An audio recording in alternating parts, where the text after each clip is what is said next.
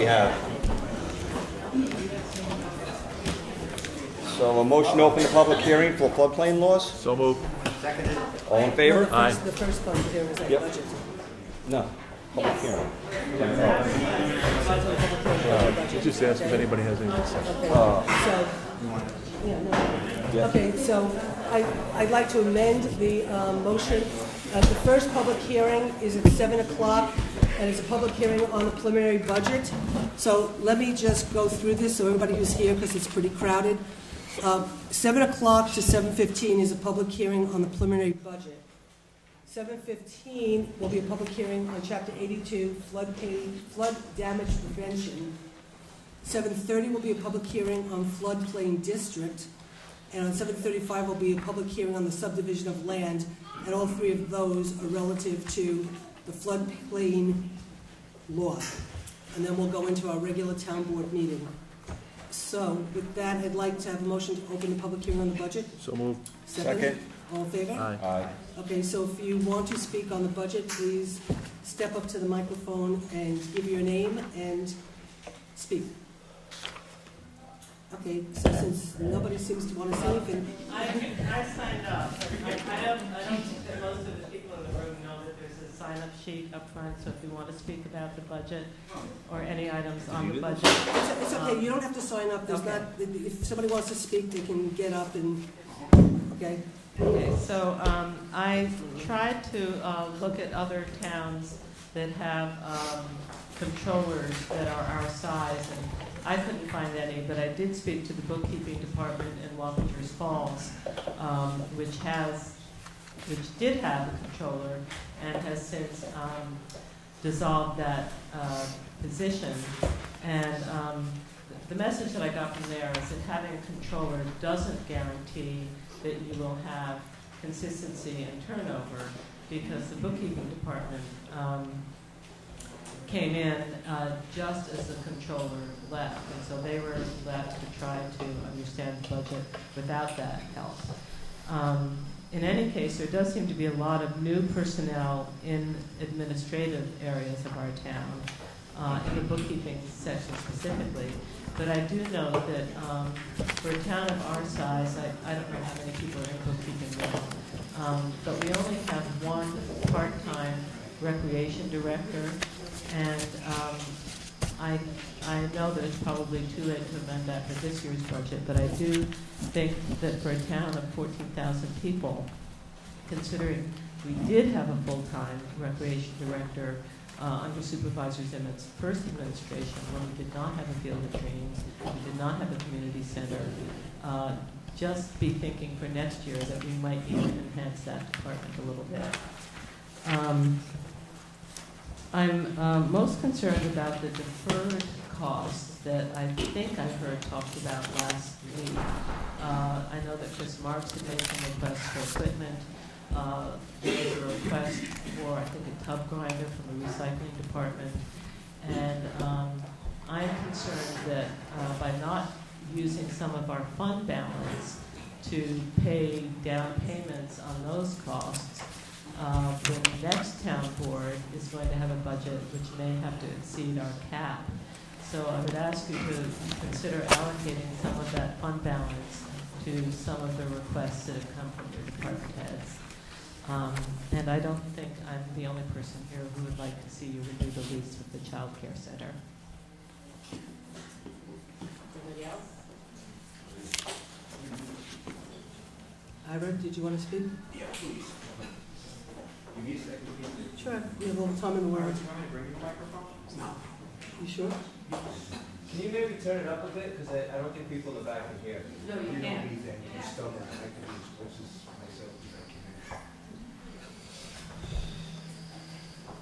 The right attitude, Ira.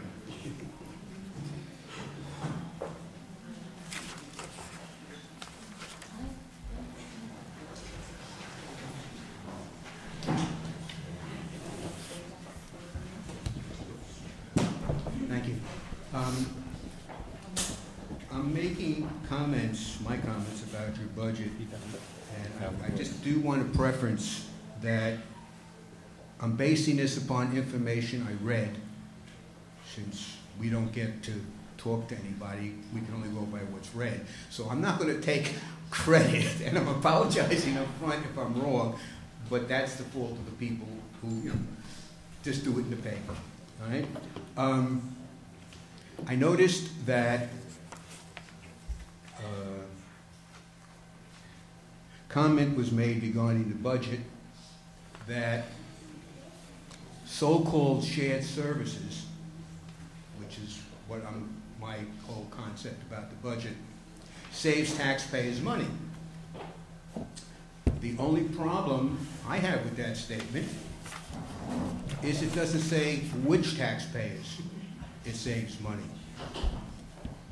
It certainly, in my opinion, doesn't save the town taxpayers money, because when they are forced to subsidize in the A fund, they pay 33% more than they would have to if everybody paid for their own services. Everybody knows that, well, I know anyway, that the village had to pay for the things that they get and want under quote-unquote shared service, they would be doing without a lot of things because they don't have a tax base. Problem is, they could have a tax base, but they have decided not to invoke the ability to increase their tax base, but kind of live off the town taxpayers who have no choice but to subsidize. Let me get a little bit specific about shared services without going into a whole thing, because I don't know what the town board's definition of shared services is and what you decide to put into shared service. This is strictly up to you. We didn't put anything, but go ahead. Well, the A fund, Susan, is all shared services. Yeah, go ahead. Okay. Let's just take one item that's been a pet peeve of mine, as people know for quite a while. The loop bus. I would like somebody to define how the loop bus, which doesn't service the town residents, is a shared service, other than you consider it a shared service because it makes 2 stops on town property within the village. I don't think that the town taxpayers should have to pay for that. I mean, they don't benefit from it. It's not really a shared service. And the other item with that is that if you look at the funding of the loop bus, the college students pay a fee, I don't know what it is now, and they get the ride for free. Now, according to what I saw in your budget, you got close to $43,000 that you're making the town taxpayers pay a share of.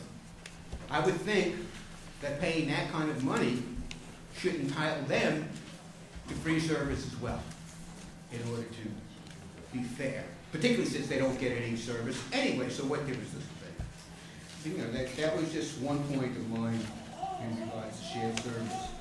And I would just like to, if I can, use a general mathematical concept, I'm told about, of how this shared service, so to speak,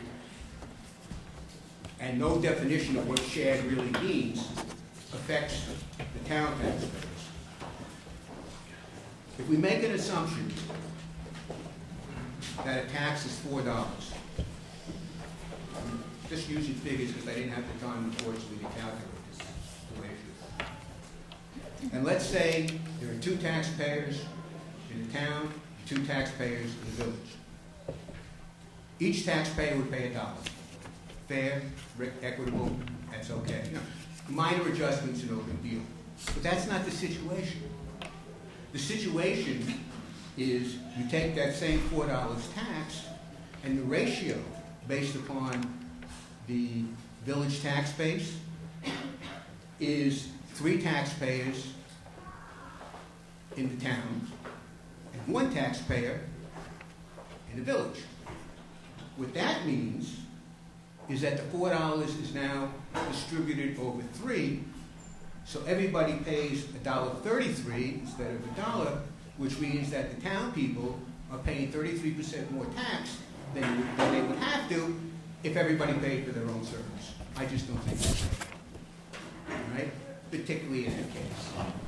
And just my last point, again, about so-called shared services without definition. I'm going to take the police department. I don't know what the budget is for the police department this year. I'm going by $6 million or whatever I think I read somewhere. I would like somebody, particularly in the board, to explain the definition of shared service when the board is perfectly well aware that 85% or more of the town police department is used within the village. And I don't have the exact figures, so I'm not going to hold it, but so let's just say somewhere between 70 and 80% of the cost is borne by the town taxpayers. Again, in this same scenario of having to subsidize those who don't pay taxes. And again, I will say what I've said before. I'm not saying that a smaller police department is needed. What I am saying is the town doesn't need it, the village does. So it shouldn't be in the A fund. It should be in the village fund. And the only thing that, and in the so-called taxable town should be their part of what they actually have to pay for the service they receive, as opposed to subsidizing. I mean, we're talking here, people, $3 to $4 million that could be eliminated. Now, those are the only two that I'm aware of because I've been involved in. I don't know how much more is in here that's similar. I do know you have, I don't know, I wrote it down here somewhere, what is it,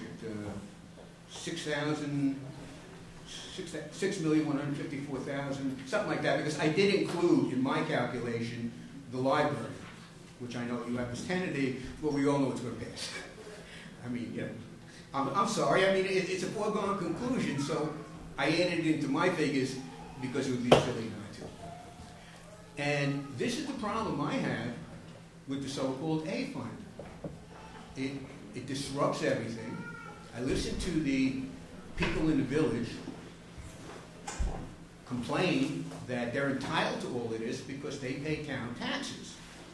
Well, actually, if you define the A fund, which is a shared fund for services of each part, you're not paying town taxes, people. You're paying your cost of the services that you share with the town. You should be paying for all these services yourself, and the town taxpayers should be paying for all these services themselves. My calculation, again, is just, really rough because I didn't get a chance to get into it. You could, if you were really interested in helping out families, people who live here, the people who contribute and pay the taxes in the town, if you were really interested in helping them survive, then you would get rid of the A fund, have one town tax, which would be for the town taxpayers, and you would increase that tax by the amount of the money that you need for the shared service, and the village would have to find ways to come up with the money they want for their services, and maybe they wouldn't be, as anti-everything that they are. And I point out, and very strictly, and I know some board members know this, I have suggested to both the town and the village a way to tax that's fair, that makes the people who use the bulk of the service, which is the village and the village businesses, even the college gets infected because the way my concept works, they're going to have to pay more for stuff as it goes up. I don't care about that. And it doesn't hurt anybody. It only makes those who don't, as people like to say, pay their fair share, have to pay. Now, I said it before. I really don't care if a bar, for example, has to increase the price of his beer from $1 to $2, and the poor college kids have to pay $2. I know people on this board don't like anything against the college because this is their baby and this is their commitment. But you know what? They're here. They're using the services. They're the cost of all of this. Pay an extra $1. Not costing the taxpayers anything, and it's certainly not costing the businesses anything. And it can be done in such a way that the only businesses that get affected, and I presented this to both the town board and the village board for many years, are those that use the bulk amount of the services. Like the little guy who's open 9 to 5, let's say. He doesn't get involved in this like a BID.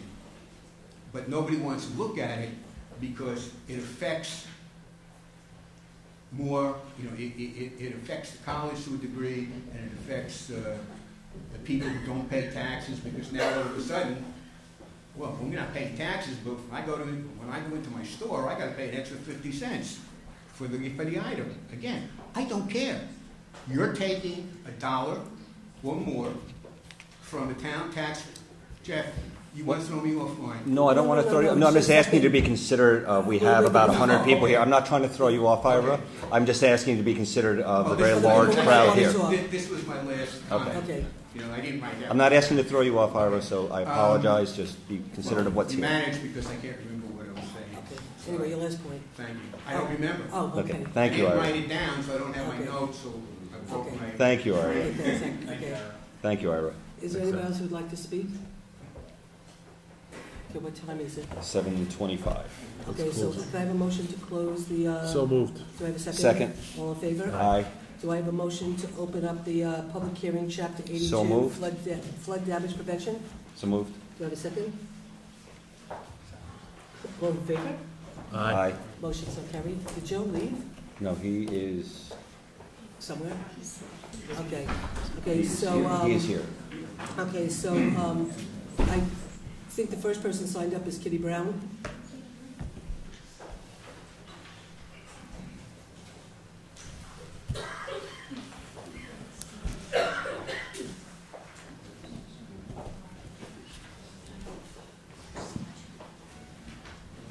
I would like to set the record straight concerning Kevin Barry's repeated accusations that I and other town board members acted out of personal malice and indifference to the consequences of the town floodplain laws. We were not indifferent to the residents of the floodplain, but once a lawsuit is threatened, a town board is extremely constrained in what it can say. As Councilman Jeff Logan commented to the New Paltz Times, I was saddened that these residents would move so quickly towards legal action. From the very first time when they approached us, they said they would file a lawsuit. The councilman said that at that point, the town board, threatened with legal action, could not have an honest discourse with those in opposition to the law. True to their word, Ray Lunati and Bob Gabrielli, filed a lawsuit against the town. However, during that time, I did privately ask our attorney if it would be possible to amend the part of the law that regulates rebuilding, and was advised to wait until the lawsuit was settled. Previously, we had encouraged residents who had experienced property loss to apply for reductions on their property taxes, and I believe many of them did. An increase in property taxes for residents outside of the floodplain was a small price to pay, and interestingly, no one has complained that that shift in taxes may be in violation of the National Flood Insurance Program guidelines that directs the town to transfer private property flood losses from taxpayers to property owners. We did the opposite because we understood the hardship of the people whose homes and property were damaged by flooding. After the court upheld the town floodplains law in its entirety, Supervisor Hokanson and I supported then, and I continue to support now, amending the cumulative substantial damage section of the law. But here is the snag we ran into. It appears to be a requirement of FEMA. We were guided by this section of FEMA, found in Unit 8. Some communities require that improvements be calculated cumulatively over several years. All improvement and repair projects undertaken over a period of 5 years, 10 years, or the life of the structure are added up. When they total 50%, the building must be brought into compliance as if it were new. The NFIP substantial damage requirements provides a mechanism to ensure that a significant increase in investment in flood hazard areas will receive needed protection from flood risk. Compliance with the community's substantial damage requirement not only will reduce or eliminate the peril to lives and property of those subjected to flood risk, it will also reduce future costs for flood-related response and recovery to the community and the state as a whole. If the town board and your attorney are satisfied that amending this definition will not jeopardize the ability of homeowners to obtain flood insurance, I wholeheartedly support that change. Of greater concern to me is under the sections concerning new construction, again from the FEMA Handbook, Unit 6. To ensure access, some communities have enacted ordinance provisions requiring that all roads and other access facilities be elevated to or above the BFE. Some require elevation to within 1 foot of the BFE, so at least fire and rescue equipment can travel on them during a flood. While some local officials may feel that this approach is too restrictive, it is important to note that emergency response personnel die every year attempting to rescue flood-stranded citizens. Also, others may die or be seriously injured because they cannot be rescued in time. That is why we incorporated the 1.5 rule about new roads and driveways. FEMA is also concerned that the safety of access to the property in times of flood for ordinary and emergency vehicles be guaranteed, and that the costs to local governments and the dangers associated with conducting search and rescue operations during periods of flooding not be passed on to the community. My questions to the town board are, will removal of the access language make it possible for new roads and or driveways to be permitted in areas that are not currently permitted?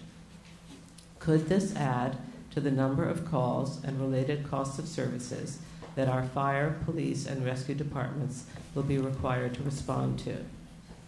At the Monday night planning board meeting, Building Inspector Stacy Delareed said, "We don't want to bring any fill into a flood area."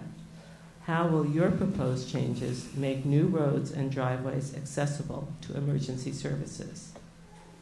Wouldn't it make sense, if you want to remove this language, to replace it with what you do consider reasonable? Would culverts be a reasonable alternative to this requirement? If not, why not add them to the statute? I also think you should know how many people have applied to the building inspector for permission to rebuild their homes in the floodplain area. How many permits were denied? How many people appealed to the ZBA? These are all questions that go to proving the hardship that you allege was an unintended consequence of this law. Supervisor Zimmett said last week that a resident of Coffee Road was forced to abandon a home due to the law. Yet a search on Zillow shows that a house on Coffee Road recently sold for $475,000. Another on Craigswood sold for over $700,000. It does not appear that property values in the floodplain district have been harmed. Since you have not yet received comments from the Ulster County Board, I hope you will address these questions as you continue the public hearing into another session. And I have printed for you some of the guidelines from the FEMA handbook.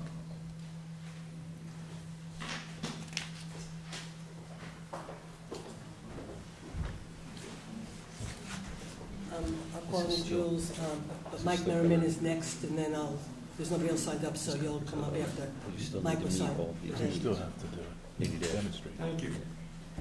Mike Merriman with the Town Environmental Conservation Board.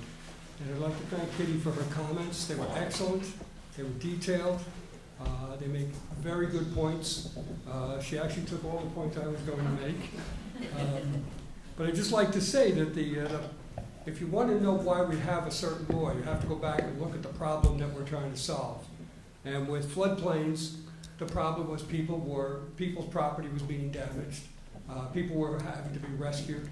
I think the access road question about the elevation of the access road goes to the heart of what Kitty was saying, and that is that our rescue professionals should not have to put their lives in jeopardy to save somebody who doesn't have an adequate driveway to get in and out, or fire trucks to get in and out during flooding.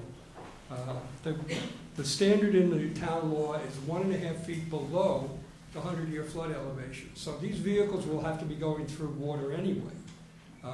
To eliminate that minimum standard and allow even lower driveways in the 100-year flood zone would risk preventing any emergency vehicles from getting in or getting out, particularly from residents. And it would also prevent residents from being able to get out if they didn't get out earlier.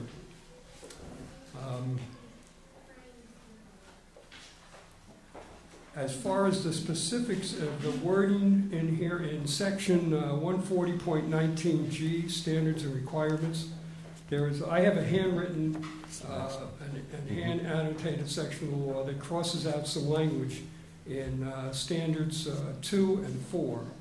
And standards 2 is about all residential structures. And instead of this standard for having a minimum elevation to the driveway to allow access, it simply says that it just has to be accessible from the state or county highway or private road. That one, I think, goes to the heart of having to rescue families and homeowners during a flood event. And I think that one should be kept as is.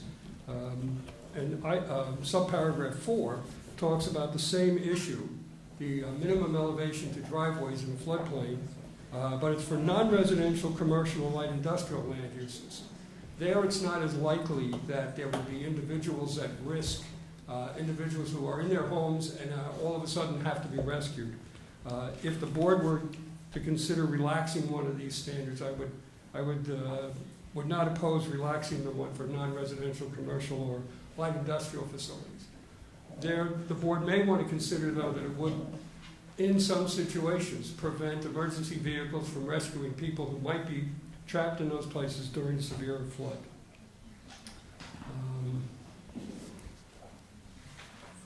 In section H, non-conforming uses and structures, subparagraph 2, it talks about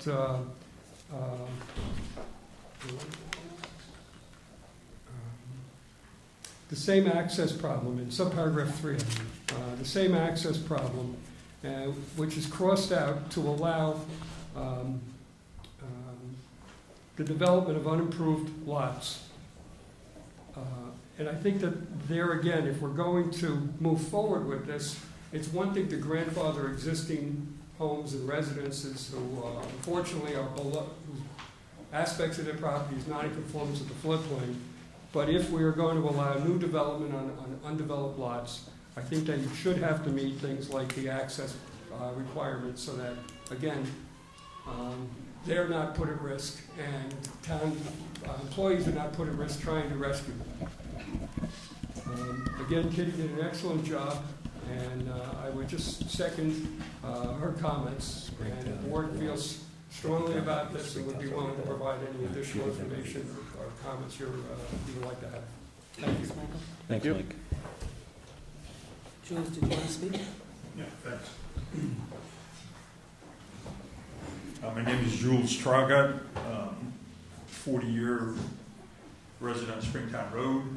I spent probably more than a decade on the town planning board and the ZBA, so quite familiar with the kinds of issues that you're dealing with. Wouldn't necessarily call myself an expert, but I would call myself an expert on those conditions that exist on Springtown Road. I want to thank the board for at least opening the door to reconsider the aspects of the original flood laws, because I think it's important to do so.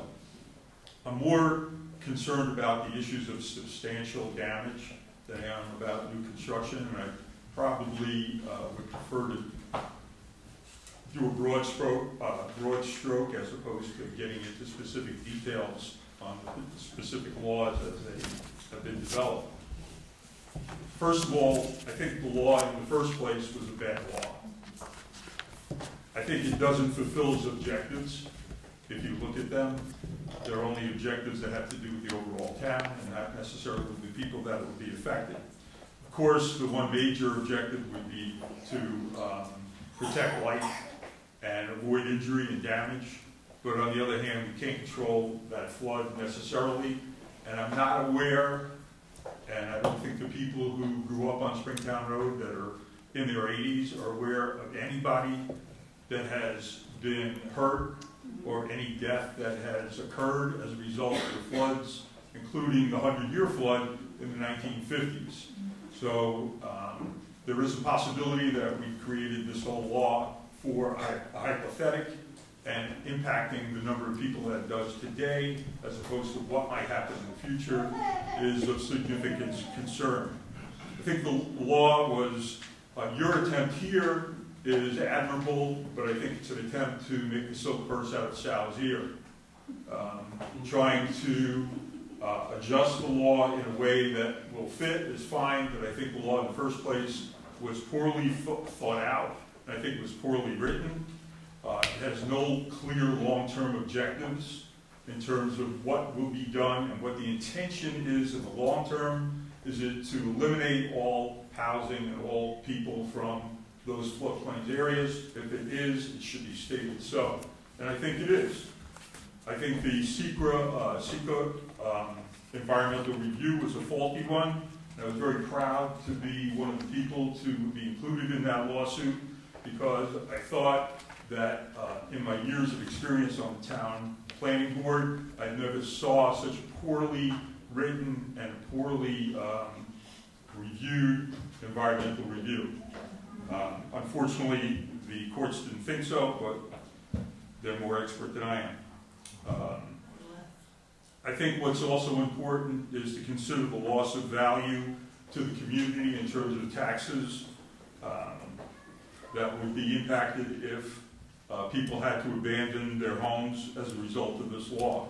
And I think that's a realistic possibility.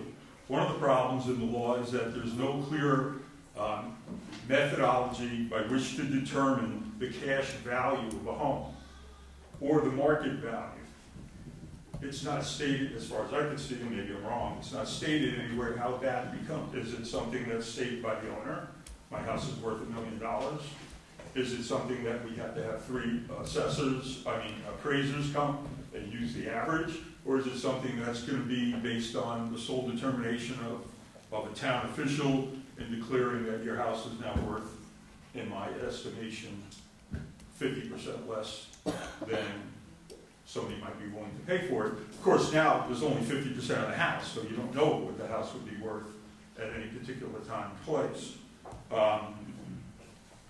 I think the law asks the individual homeowner to incur significant additional fees for engineering and for the town's engineering, which I think in many cases is unnecessary, but would add to the prohibitive ability for the individual homeowner to continue to live there or rebuild.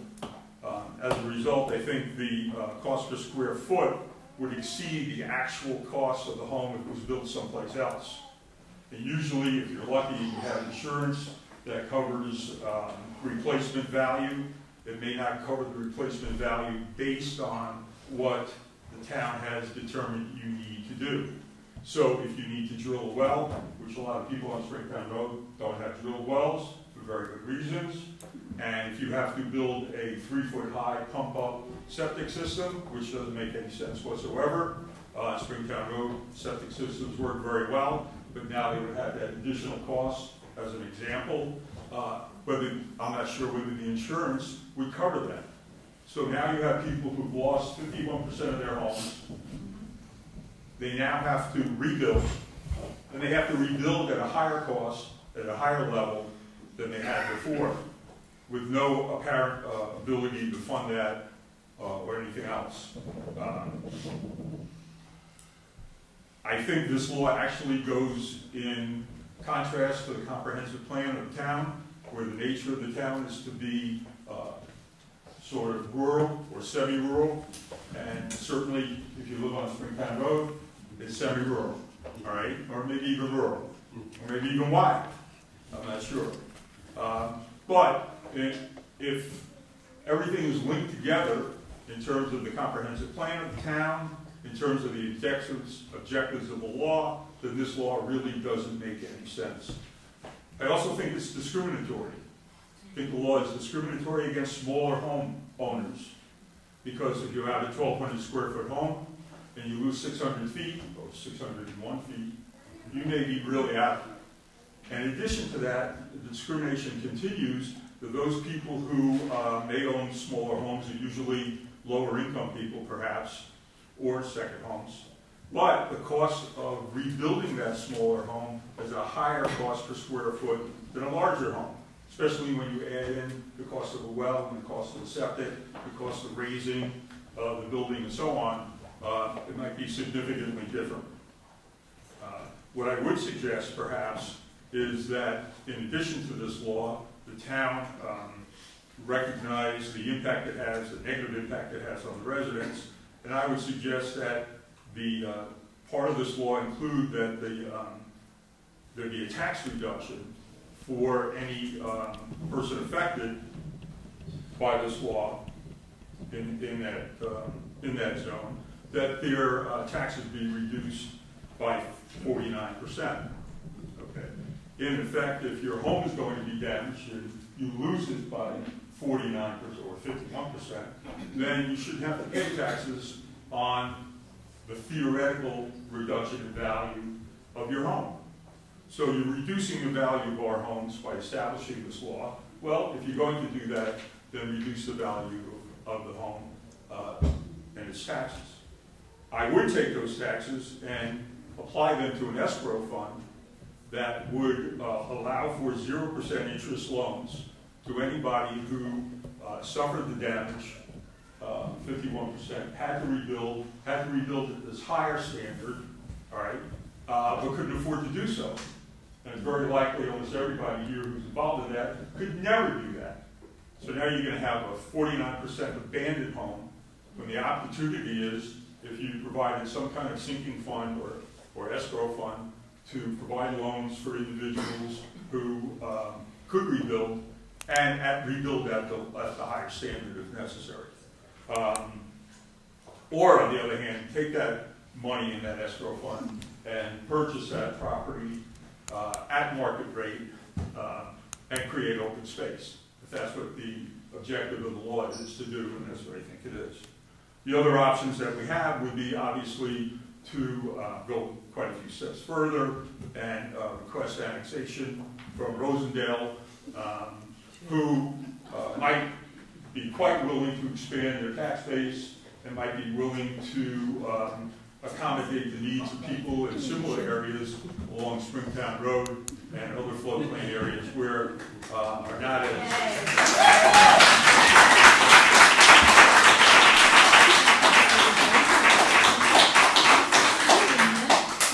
Obviously, I'm not sure Rosendale's laws meet the same criteria as New Paltz in terms of the flood zone and the floodway, but maybe not.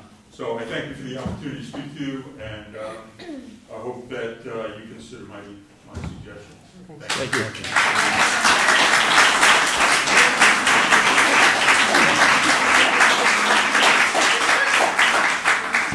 Who would like to speak next?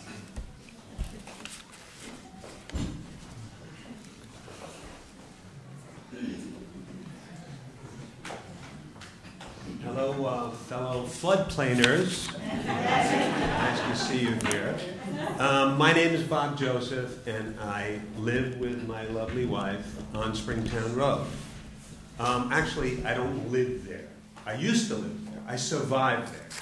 And the reason I don't live there and I survived there is because our lives have changed. When we were here 15 years ago, we didn't have to worry about our rights being taken away. We had the right to build in case of a fire. We had the right to, in case there would be a flood like anywhere else, we had the right to build back our homes. You know what else we had? We had the right to sell our homes without losing the money we invest. So the fact that we now have to be in a survival mode isn't fair. It's really without a choice. If we had a fire or if we had a flood, we're told that, you know what, we have a very nice board, You're all, I'm sure, terrific. You'll change next year or the year after or the year after that. And my needs won't change and our needs won't change. And when we come before you, we'll have to ask permission. After a fire, imagine that, after a fire or a flood, and now we have to come before a board and ask, can we rebuild? Now, it doesn't matter that they haven't denied anyone. Why do I have to be, or you have to be in a position where we have to ask that permission? Now, I'm sure the board will not ask our permission. Right? Wouldn't you like it if everyone who didn't live in a floodplain had to come to us and ask us, can we rebuild? You know what? We're kind people. We're good people. We pay our taxes. I don't know if I'm going to let you rebuild or not, because, you know, I may be in a bad mood. I might have had a bad week. Maybe I lost my job. Maybe my wife yelled at me. Maybe my kids got a problem. Who wants to depend on a board for anything like that? We don't need that kind of permission. You know what? I'm very sorry my father passed away, but I am a real grown-up. We're all really pretty grown-up, and I don't think we need our hands held, and we don't have to be parented through this. We should be able to have the same rights that anybody else has, the same rights that anyone else who owns property has. And I think that's all we're asking for, is that let's get it back to where we can live and not survive. Thank you.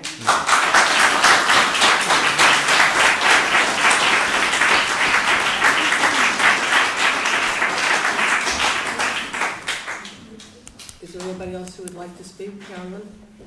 Caroline.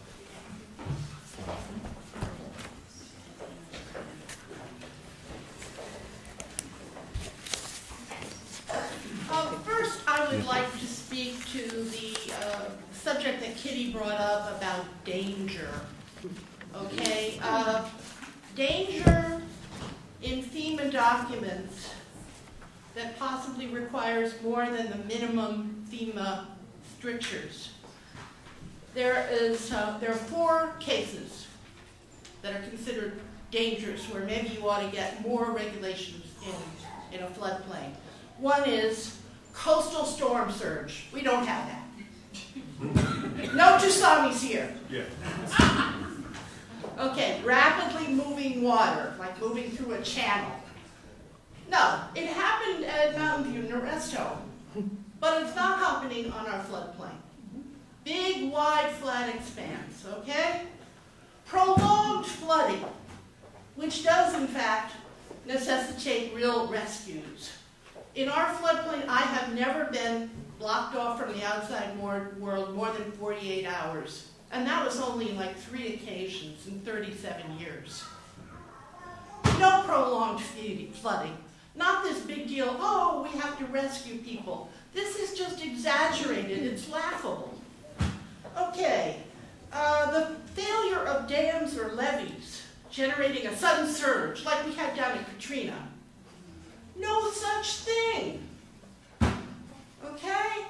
We do have a problem with a dam upstream that was operating quite irresponsibly, but that's been attacked now. It's pretty good.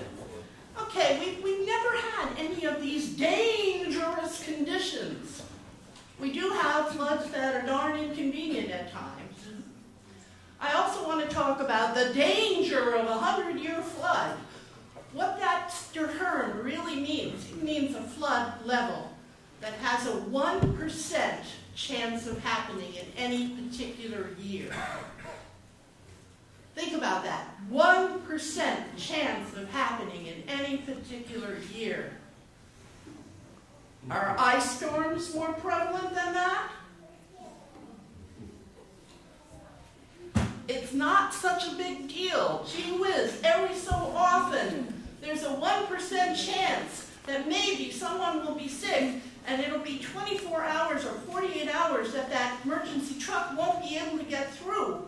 I've never heard of anybody making a town responsible for emergency services on anything more than a best efforts basis.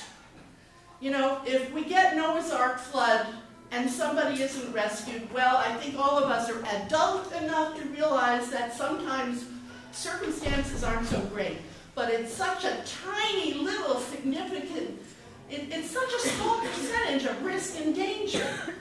Where is it that the newscasters have just infected everybody with this hysteria about danger and fear? And, you know, this whole society is full of craziness about, you know, like they said on the news, one shoe bomber fails and suddenly everybody is taking off their shoes for years and years and standing in line. It's like, not that that's so horrible, but saying that, gee, somebody might not be rescued sometime, so let's just make sure all those people in the floodplain have to desert their houses eventually. That is too extreme. I'll stand in line and take off my shoes, but I won't give up my rights to my home.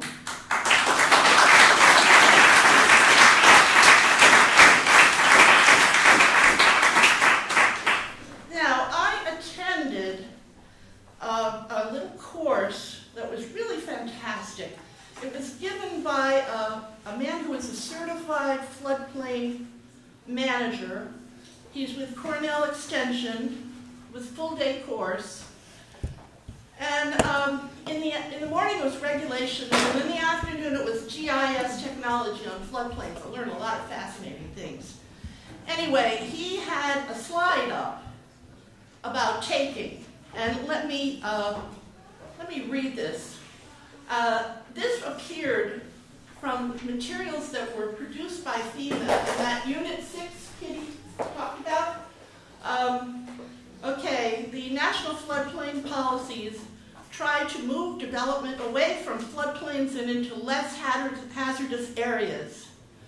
If development doesn't need to occur in a floodplain, then rigorous building standards need to be met to ensure the survivability of the structures, and that it lessens the impacts on upstream and downstream neighbors. There is nothing in the National Floodplain Insurance Plan that expressly prohibits construction in the floodplain. Nothing. Nothing.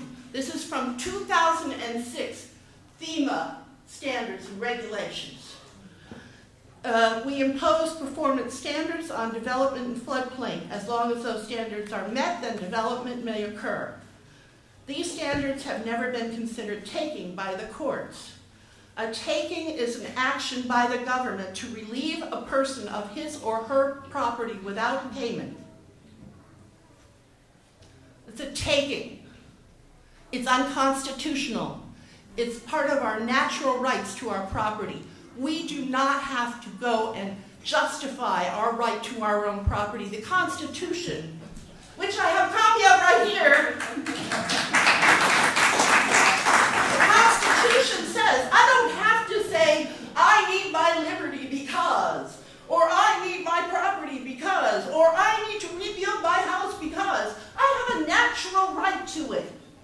And the only way my natural rights can be taken away is if the other side, the government side, makes a solid case against me and takes it away from me.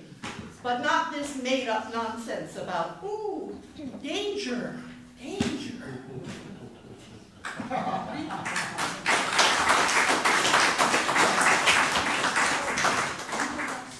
I have copies of this thing for all the board in case they need this information. Okay? Anybody give it to Rosanna and she'll give it to Rosanna and she'll give it to us. Okay, thank you. Yeah. Thanks, Caroline. Thanks, Caroline, thank you. If you want to speak, you have to come up, give your name and speak.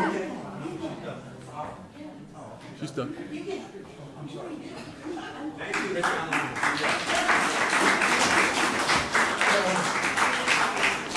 That was brilliant, and I have to thank you so much for that. I live on Springtown Road only 18 years. So I've been through tell us your name, Richard. Oh, I'm sorry, Rich Pacone. I live on Springtown Road, as I mentioned, for 18 years. I've been through several floods there, including Irene, which was the biggest since 1955. And, I live 800 feet off the Wallkill. My property's on the Wallkill, but the river did touch my house during that flood. And no problem, though, no worries. We weren't worried. All of a sudden, up Springtown Road comes the National Guard in an amphibious vehicle with two 18-year-olds driving it and a state policeman with them. I guess they were having a good time playing, creating a 3-foot wake. as we had to jump onto Springtown Road like this to slow them down to stop them, but the wake hit our houses anyhow. So my point is that and I'm trying to emphasize what Carolyn just said. It's not so dangerous. And the fact of the matter is leave us alone. We'll be okay.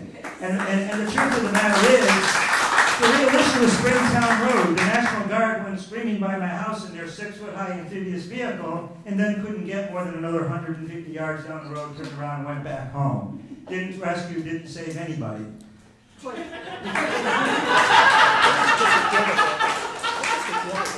I'm just saying. Thank you. And by the way, we have a very polluted river out there called the Wallkill River. We have an alliance form now. Spend some of this energy fixing our river and worrying about the polluted river. Leave us alone.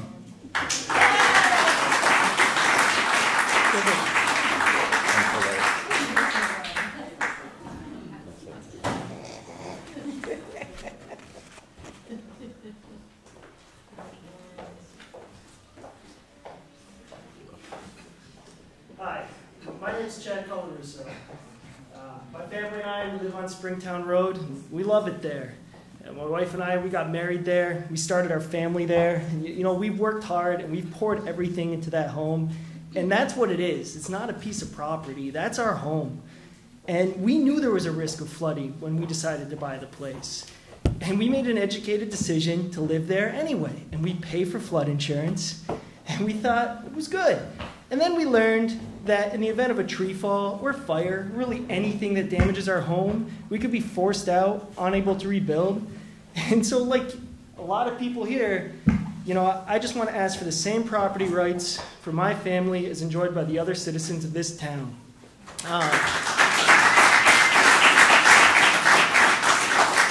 You know, I really appreciate the work that a lot of the members of this board, and Carolyn, and the town attorney, and building inspector, and engineer, they've put into drafting these amendments, vetting them, making sure they meet requirements with local, state, and FEMA regs.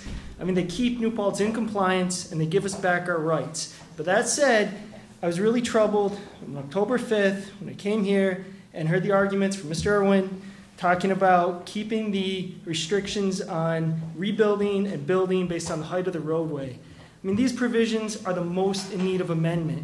I really strongly disagree with the arguments to keep them. You know, the idea that my neighbors and I can't build or rebuild on our property because of the height of the county road, something we have no control over. I'm not talking about our driveways. I mean, I'm talking about the county road.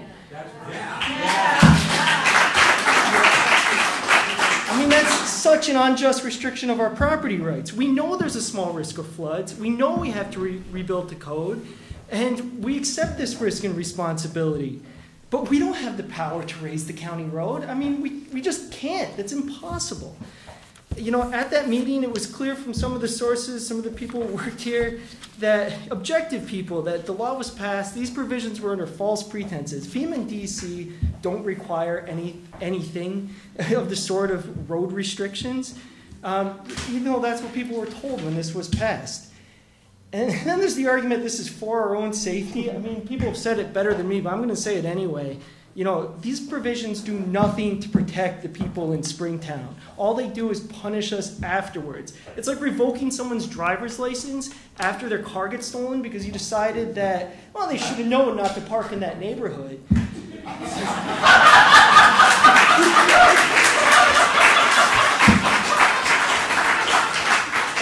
If safety was really the concern, there's actions within the power of this board that could be taken, like developing emergency notification, working with the county to have the roadway raised, creating alternative egress routes like the rail trail, which is right there.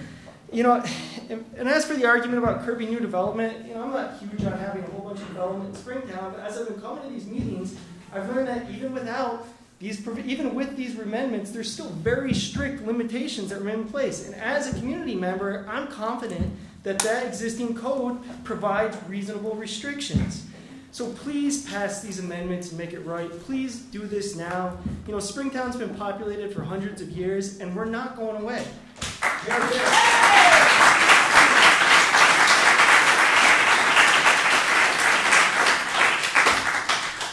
Anybody like to speak? Bob? Ray? I guess Ray first.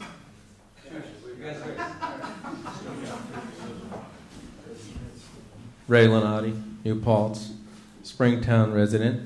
I can assure that people who are opposed to this law being changed do not live on Springtown. So, this gentleman here who talked about emergency services at risk, in my time on Springtown Road, I've only seen people who are non-residents need to be rescued because they went off 6 inches of water on the road into a drainage ditch. And you want to save the firefighters and the responders from saving people, let's impose laws on climbing on the ridge. I think dangling from a rope is more dangerous than being in water that's not moving.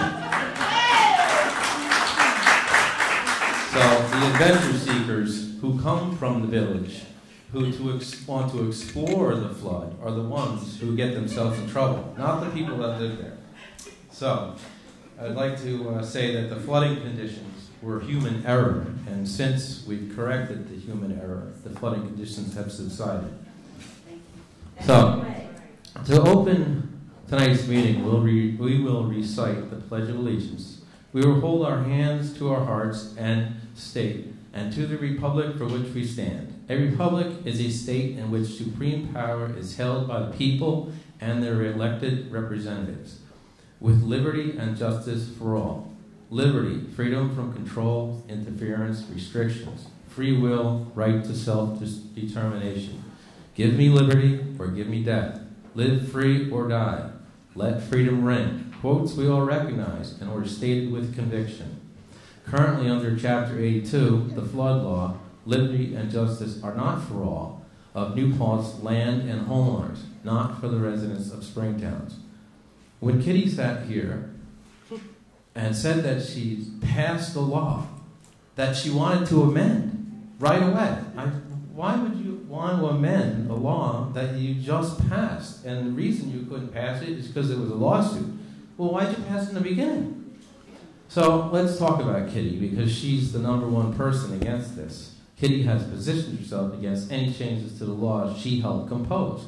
While Kitty served on the board, she passed laws that secure financial and material benefit to private organizations, of which she currently serves and has served on their boards, such as Mohawk Consultations, Wallkill Valley Land Trust, New York State Greenway Conservancy, and Unison. She does not live in the hamlet of Springtown.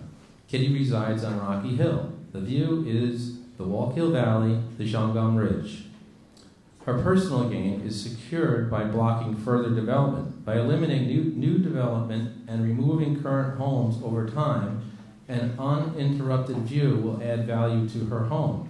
Kitty's Road has one ingress and egress. If it were blocked, no emergency services would be provided. Shouldn't restrictions be placed in her neighborhood? A second access was sought to North Putt Road, but Kitty blocked the developer from moving forward because of a man-made vernal pool. In reality, she didn't want her road to be a cut-through. Kitty's gains and will be Springtown's financial hardship. Kitty is a self-righteous elitist who believes she is above us all. Monarchs and dictators were defeated by the founding fathers of this country. She only cares about making more open space for OSI and Mohawk Preserve by driving us out. Ignore her selfish pleas as Kitty ignored us when she passed these laws. I sat in so many town board meetings before these laws were passed trying to convince her. 100 of us were in the audience with red shirts, but she turned her head to us. The people of Springtown are asking you to pass the amendments presented by Stacy Delarade, Town Code Enforcement Officer. She is the professional we depend on in regards to building codes, FEMA standards, and zoning. The amendments should be passed as redlined by her. Stacy has no gain in amending these laws. Her only goal is to right a wrong. Without further delay, pass all amendments in full of Chapter 82, Flood Damage Prevention of the Town Code of New Paltz. Pass all amendments in full of Chapter 121, Subdivision of Land of the Town Code of New Paltz. Pass all amendments in full of Section 140-19, Floodplain District of the Town Code of New Paltz. In conclusion, I would like to express my appreciation to this board for representing the people. For us to be here tonight at this public hearing means we have traveled a long journey. Past boards have turned their heads on the people they represent. I'd like to thank this board for the leadership in recognizing these laws need to be corrected and for restoring our pledge to for liberty and justice for all. Thank you.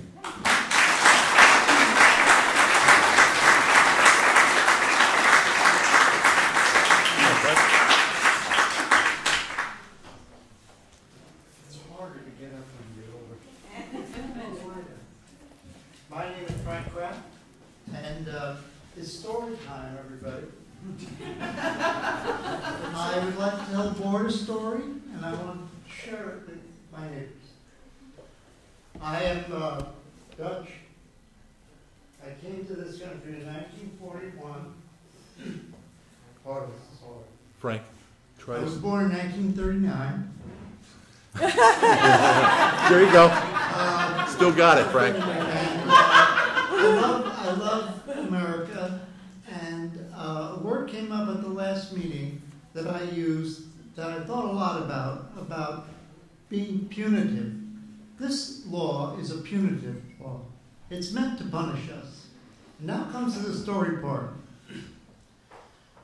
When I was born, the Germans had invaded our town. It was a small little town on the North Sea. The first thing the German army did was come to everyone's house and ask them to fill out a little white card, a little 3x5 card. And it was mainly just so they could keep records of their homes and where they lived and the number of children they had and what were their names and so forth. On the card also was a line that asked for your religion. When they asked my father, he said none. And they said, you have to put something. So my father put down agnostic, which in a way saved us. Because all the people who put Jewish on that card, when 1942 came, they went to those houses and took those people away.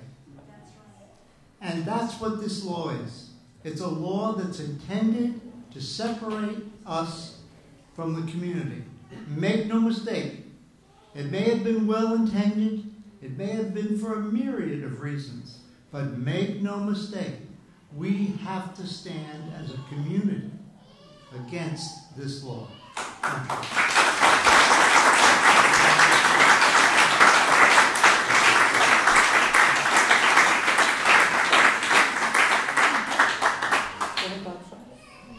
Excuse me, somebody's car lights are on. It's a Volkswagen Passat station wagon gray.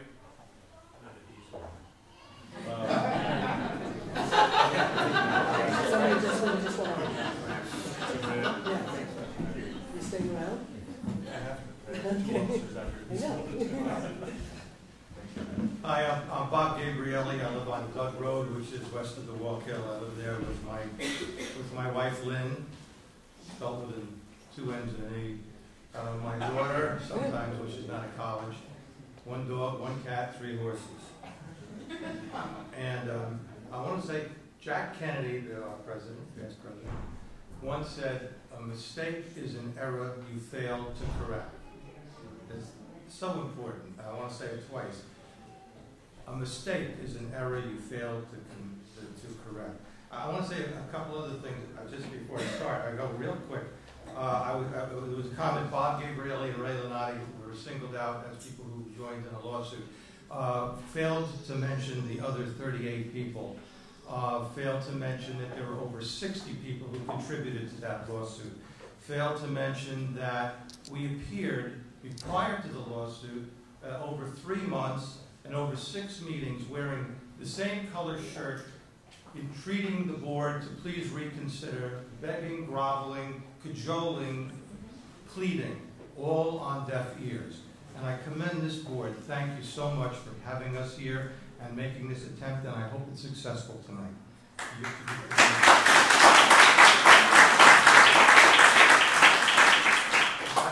I don't want to be redundant, but I just want to say 3 things about this law. It's unnecessary, We've been told FEMA would accept, and it's true, would have accepted the state building codes at the time of the passage.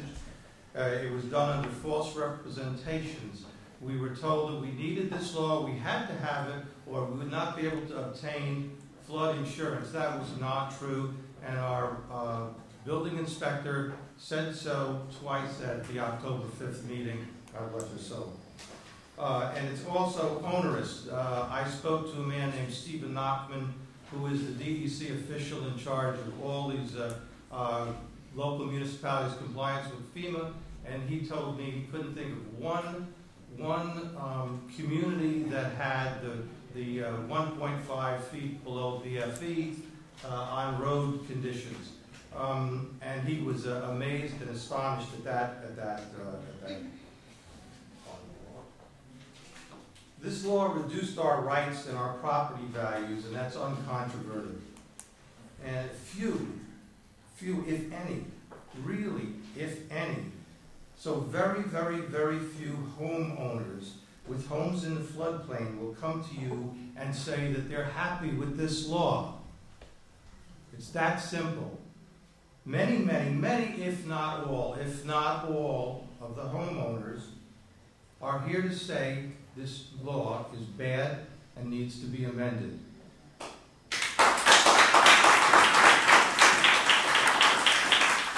Now, some people who are not affected by this law, are saying it should not be changed.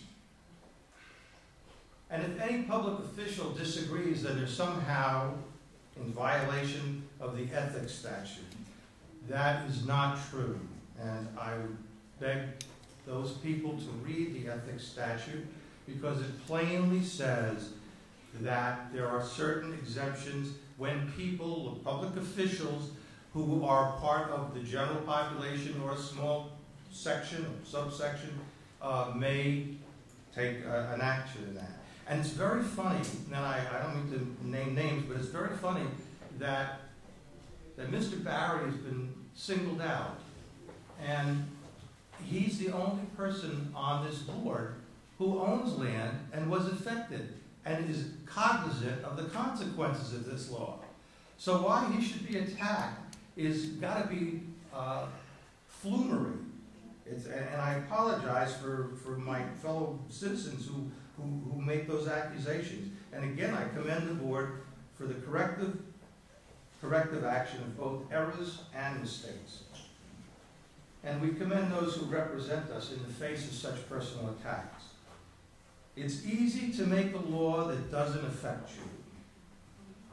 We, the people of Springtown Road, asked Kevin to represent us, not the other way around.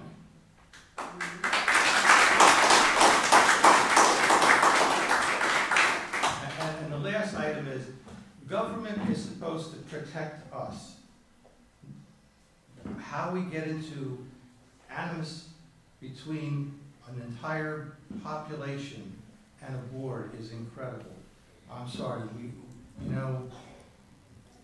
and a mistake is an error you fail to correct, and thank you for correcting it.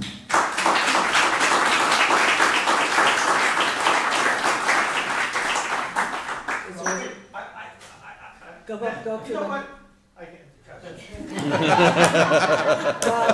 There's actually 2 more public hearings on this subject, so you can get up 2 more times. I'm done.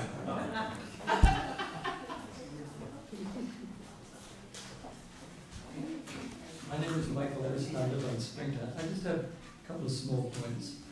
My impression is that most of the board members accept that the stringent access road requirements in the existing law that generate the need to obtain a variance in the event of substantial damage is unreasonable. That was the sense I had from the discussion. You might call me to the mic. Sorry. I'll say my impression is that the board accepts that the restrictions on rebuilding because of the access is unreasonable. But there seems to be some concern, as raised by Councilman Irwin, about eliminating that restriction for new development. And I want to briefly address that.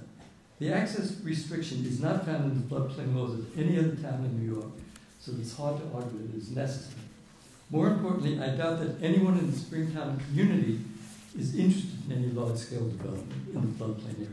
And even more to the point, because of zoning and frontage requirements and the building code requirements built into the law, no large-scale development is possible. At best, we might see a handful of houses built. Essentially, if a board member votes against the amended documents because of concerns about access to new homes, he is willing to sacrifice the right of everyone in the community to rebuild their homes so that the possibility of constructing a handful of new homes is made even more difficult than it currently is. To me, that is a very unbalanced stance. One other point, if it were possible to remove the access restriction for rebuilding but maintain it, the access restriction for new construction, there is some danger, as Attorney Moriello pointed out, that the new law could be challenged for creating two classes of individuals with different sets of rights. So again, the question comes down to whether it is worth restricting the rights of a few individuals to build new when there are many other areas of law that already restrict them, and by doing so, again threaten the rights of all existing homeowners to rebuild without variance. Thank you.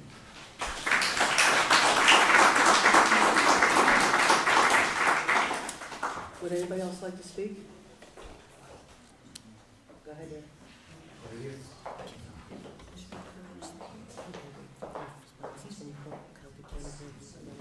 Ed Burke, New Paltz. I'm here representing myself as a community member and not as being a part of any board. And following what's been going on, I actually live on Shriver's Lane, which couldn't be any further away from Springtown. And I've been fortunate not to have to deal with the flooding that you all have. What I've heard and what I've seen, I'm appalled. I absolutely believe that the intentions were right when this law was created, but the consequences, as it affects all of you who own property, and that right is being taken away to rebuild your house if it's destroyed, nobody in this town has that right to take away from you.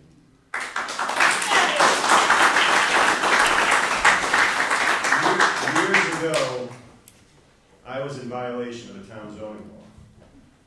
I had constructed a pool. I had gone to the town hall, to the building department years ago, got a copy of the law. I got a violation 6 months later. New York State required that for an above-ground pool, you needed a 4-foot-high fence. Town of New Paltz didn't like that rule. They made it a 6-foot-high fence. So for years, the ZBA was hearing applications for variances. You know what New Paltz did? New Paltz revisited that law. You know what they did? They did away with that law because it didn't make sense. The fact that your rights are being taken away does not make sense. And I would ask any of you on this board who votes against this amendment, I would ask that if you own property, you be subjected to the same issues that they are. Thank you.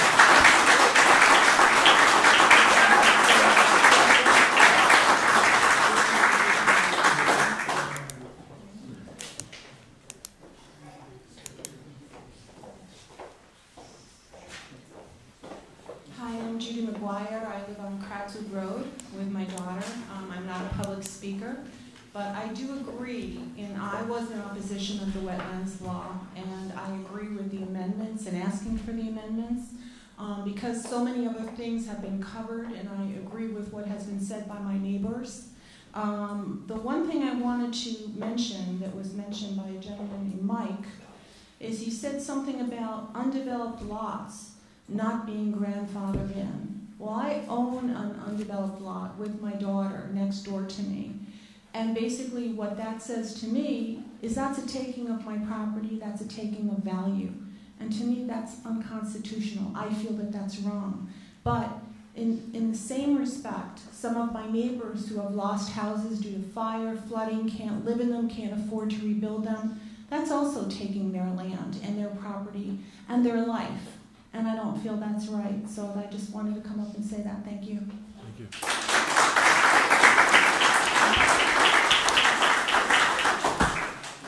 Is there anybody else who would like to speak?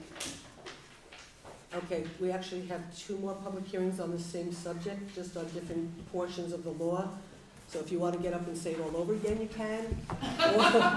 Or we can't close the public hearing once we open the next one, so we'll have to, we can all visit with each other until we have to open up the next one.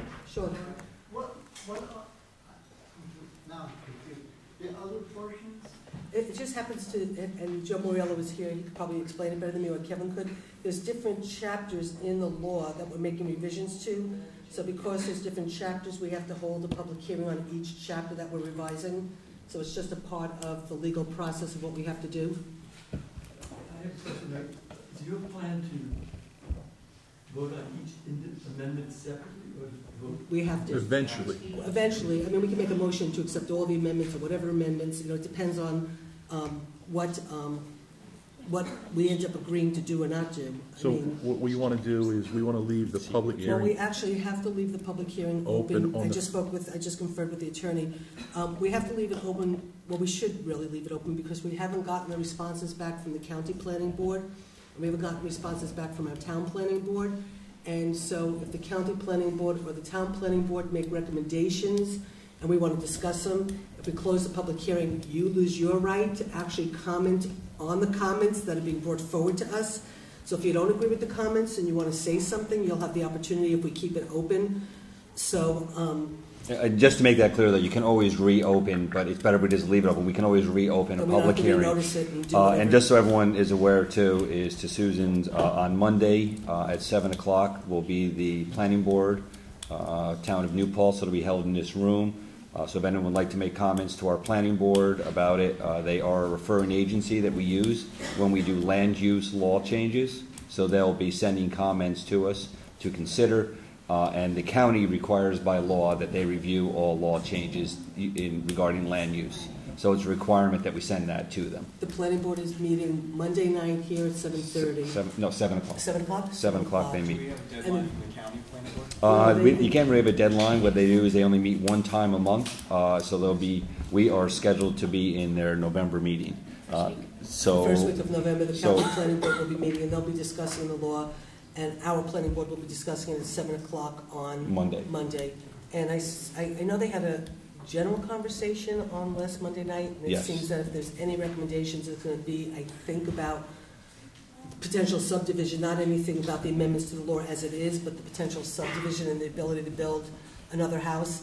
So that's what they're going to probably be talking about on Monday. So if you want to show up there and speak during public comment there, go back Monday. So following. They won't be required instead to watch this film. So hopefully, we can ask the planning board chair to try to take this clip of this portion of the evening and ask all the planning board members to please watch it. So we will ask. I can't guarantee you they will, but we will do that. Okay. So with that, following protocol, then we're going to leave this one open and start the next one. Yes, but how long are you holding the comment? well, we're going to keep it open till our next meeting, which is the third Thursday of November, as long as it's not Thanksgiving.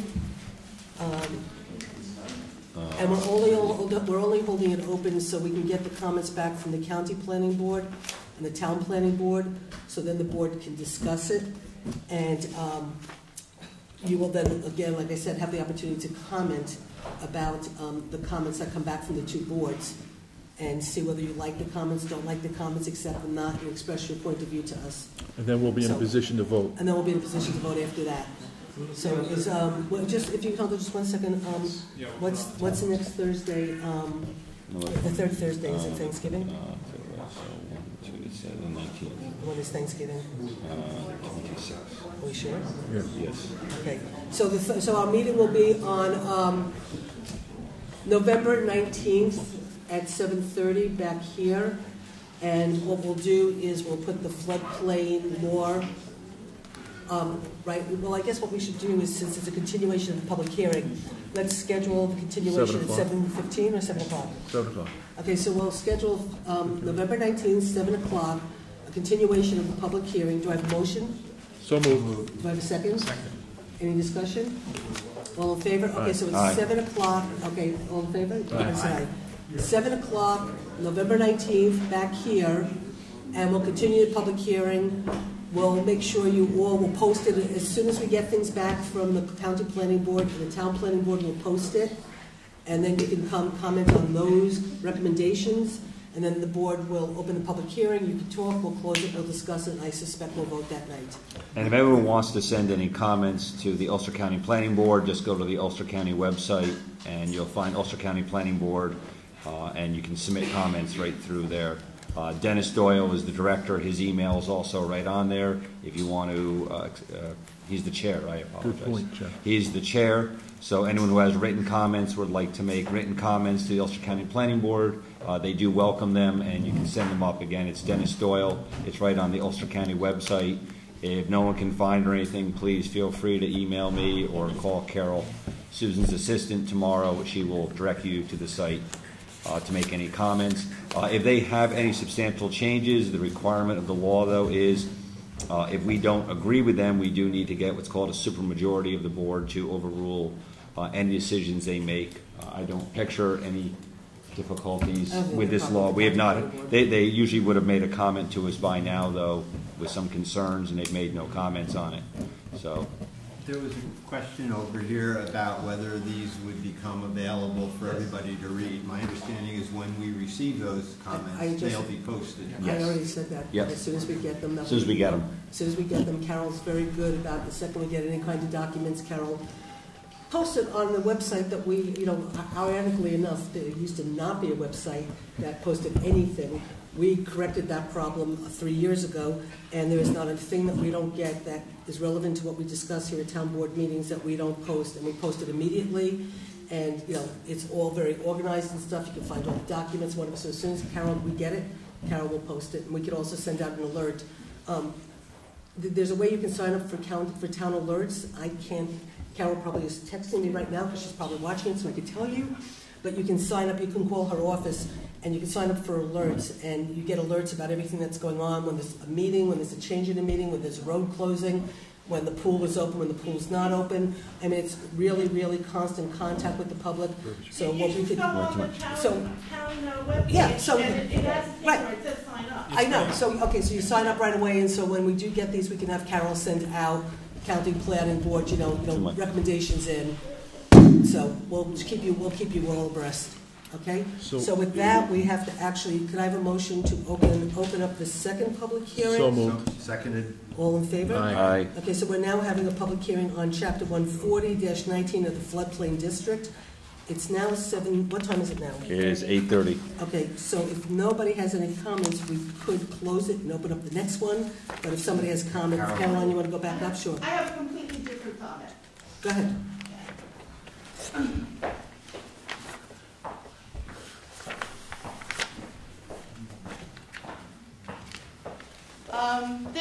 I'm Caroline Paulson, and this is an entirely different subject from what I talked on before. This is about hope for the future, okay? I'm a member of the Wallkill Watershed Alliance group, and also I've been going to all these DEC's presentations and such. And the DEC in New York State has been putting energy and analysis into the problems of dams and bad culverts. And there is a program now where you can get grants to improve culverts. And last night at the meeting, I talked with the Mr. Andrew Meyer, who I had talked with previously about the 2 culverts on Springtown Road, which caused some real problems. One is in Rosendale, and one is called the Hump Hole. And since these are owned by the county, I pledged myself to work through the problems of getting one of those grants and getting a larger culvert built and a higher road at those locations where there is frequent flooding. And the thing is, this is infrastructure based. This is not a natural occurrence. This is a road that is inferior, culverts that don't work and are old and obsolete. So there's definitely, although it's a capital project, which necessarily is a long process, no quick fix here, but there will be an improvement in these 2 culverts and in those 2 sections of Springtown Road. I am going to work assiduously on it. Thank you, Carol. Okay? Thank you. I wasn't going to mention this, but when I heard about further comments and so forth and so on, I wanted to say, you know, there can be some positive changes in this situation. This board has also already made a step towards improving emergency access by upgrading the bridge, the pedestrian bridge. So that's another improvement. Ray Lunati did great service in terms of monitoring the dam. And I intend to, I did a study. Mr. Meyer of the DEC, we also questioned him about, does anybody in your department think about dams that might be creating problems upstream? And he said, no, that's not on our radar. We don't think about it. We don't look at it. And we were all pretty outraged. Mr. Edison was with me, and Mary Heyer, she's here. And, you know, so it seemed like, now there are also water level gauges.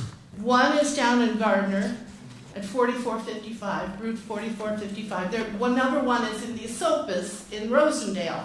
So these two water gauges, they're great, but they have nothing to do with the floodplain, and they have nothing to do with the dam operations.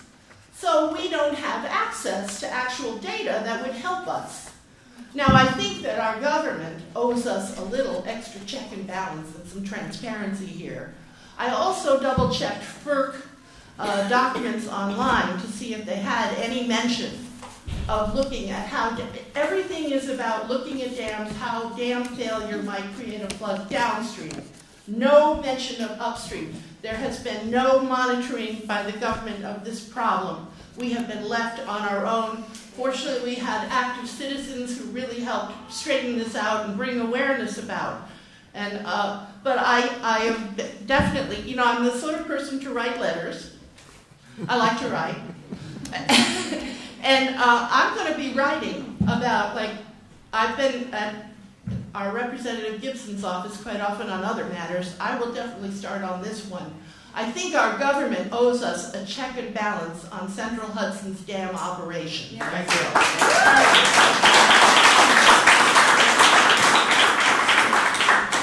you. So these two things, you know, the floods are not exactly just natural occurrences, okay? So there are man-made aspects of this that I think can be definitely changed for the better. Thank you. Thank you. Thanks, Caroline, we could try to check too with the New York Rising money that we're using for the bridge, you know, rehab and stuff, that maybe there might be some way, I don't know, because if that was addressed when, It was. Okay, it was or wasn't? It was. And are they planning on trying to do something, or they said it wasn't in the scope? It wasn't in the scope as of the first projects that will come out. But they might be willing to, they understand it. Yeah, it was tied into a problem. Okay. 8:37. Okay, so we'll see Caroline. Caroline, we'll see also just through the New York Rising money we have from the state of New York and the federal government, the $6 million that we're spending on Springtown Road, and then we'll hopefully be using for the hardening and improvement of the village sewer system, which also affects the town. We'll just see at some point if there isn't a way we could work with them to try to address the culverts that you brought forward. Okay, so we'll see how we can move that forward. Okay, Caroline, I talked to Dave Gilmore today, who's the village's planner, about that grant program that we learned about last night. And he pointed out that it's got an early November deadline, and it's a competitive grant, and you need a 25% match rate. But it's every year. We assume that. We're not aiming for this year. Okay. Well, you said you were going to do it aggressively. I just wanted to share that. And I'm sorry, real quick, Ray, and stay there. All of these need to have intent so everyone knows, you know, what will be also being sent up to both the planning board and sent up to the county. And I'll read it very quickly. The intent of amending Chapter 82, flood damage prevention, is to remove certain restrictions, limiting repairs, reconstruction, and new additions to existing structures located within special flood hazard areas. It identifies the areas. Enforcement of the code as written regarding cumulative improvements, substantial damage, and substantial repairs were not found to be reasonably enforceable by the town building department. All new construction must continue to comply with the FEMA standards for construction within flood-prone areas and fully comply with the standards and requirements of the New York State Uniform Prevention and Building Code. So all of this discussion we're all having and everything being sent to the referring boards will be referring to that. What is the intent of changing these amendments, and that is what it's speaking to. So, and also, actually, just to say, Ray, a few years ago was actually, and Carolyn, to your point, the state actually went around removing many of those flood gauges. I think you and I talked about this several years ago, and they were going to remove the Gardner one. Actually, that was on the list. So I'm not sure who was in on that, but the Gardner one did stay. I don't know about the Esopus one, but they actually have removed more flood gauges and adding them. So if we're going to try to get some added, let us know, and we'll see who we need to write letters to. Sorry, Ray. It's all right. We're on subdivisional land, chapter 121. Yes, absolutely. Actually, no, I apologize. We're not. I apologize. We're on floodplain districts. 14019. 4019. So if you have nothing to say about that, we could close it and open up the other one. If you want to stay right there. Comment too, after people want a general comments. Yeah, No. I was going to comment on subdivision. If you want to stay right there, Ray, But we'll close this. Is there anybody who wants to say anything about the floodplain district? Move on to the next one. Okay, so what I'd like to do is keep the floodplain district public hearing open until November 19th. November 19th. That we'll do at 7:15. Do I have a second? Second. Any discussion? All in favor? Aye. Okay, can I have a motion to open the So moved. public hearing Second. for Chapter 121, subdivision of land? All in favor? Aye. Motion's so carried. Ray? Well, the subdivision of land is of interest because before the law was put into effect, we came to the board and asked for the overlay of the build-out. And, well, it didn't surface, but it was a minimum build-out. The farmer, Rada, he was proposing to put 6 houses on his farm, but the investment to bring all of those houses to FEMA codes was non-profitable, so he just went back to farming and eventually sold it. And any time you put in a new town road, that's a very costly venture, so I don't see that happening either. So I think this, all three should be passed in full, as Stacy has outlined in the documents. Thank you. Is there anybody else who would like to speak on this law, portion of the law? Okay, with that, then I'd like to make the same motion to keep Chapter 121, division of subdivision of land open, and we'll schedule it for scheduled for 7:25 for the public hearing for Chapter 121. 7:25? 7:25. Okay. So do I have a second? Second. Is there any discussion? All in favor? Okay, so just to go over this, on Thursday, November 19th at 7 o'clock, we'll have a public hearing on Chapter 82, flood damage prevention. Continuation. At 7:15, we'll have the continuation of Chapter 140-19 of the floodplain district. And at 7:25, we will have a continuation of Chapter 121, subdivision of land. And so with that, we will take a... I make a motion to close public, that we... that we adjourn the public hearing. No, we're not adjourning. We have to go into our meeting. No, I know, but, so basically we did a continuation, so now what we have to do is... We're going to take a 5-minute break. We're going to take a 5-minute break, so whoever wants to leave can leave. If you want to stay, please feel free to stay. We'd love your company. We'll come back in 5 minutes and we'll start the other portion of the town board meeting. Yeah, 'cause this...